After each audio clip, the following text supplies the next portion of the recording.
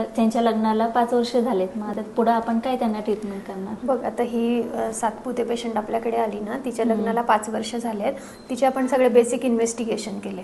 तर आपण काय करतो, आधी तर मेलचे इन्व्हेस्टिगेशन केले, सीमेन अनालिसिस, त्यांचं HB, शुगर आणि युरिन टेस्ट केल्या. सीमेन अनालिसिसचा रिपोर्ट नॉर्मल आहे आणि तिच्या हॉर्मोनल टेस्ट केल्या. तिचे एक तर पिरियड्स इरेग्युलर आहेत.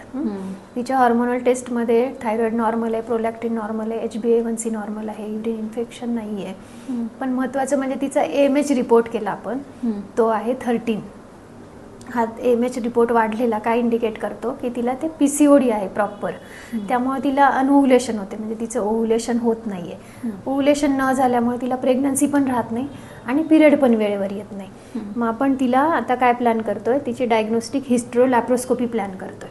मग आपण त्याच्यामध्ये काय काय बघणार आहे, तर आपण हिस्ट्रोस्कोपीत युट्राईन कॅव्हिटी बघू की युट्राईन कॅव्हिटीमध्ये काही सेप्टम आहे का, पॉलिप आहे का, आणि आपल्याला तिचं एंडोमेट्रियम सॅम्पलिंग पण घ्यायचं आहे की काही इन्फेक्शन आहे का बघण्यासाठी, ट्युबरक्युलोसिस आणि इतर इन्फेक्शन्स.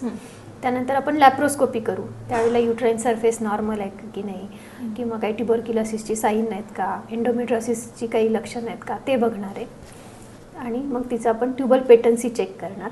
आणि त्यानंतर आपल्याला महत्त्वाचं काय करायचं आहे, तर AMH लेवल नॉर्मल आणण्यासाठी PCOD ड्रिलिंग. आपण तिचे दोन्ही साईडचे 4-5 जे सिस्ट आहेत ते पंक्चर करणार, जेणेकरून तिचं PCOD लेवल नॉर्मलला येईल आणि मग तिचं ओव्हुलेशन व्हायला सुरुवात होईल.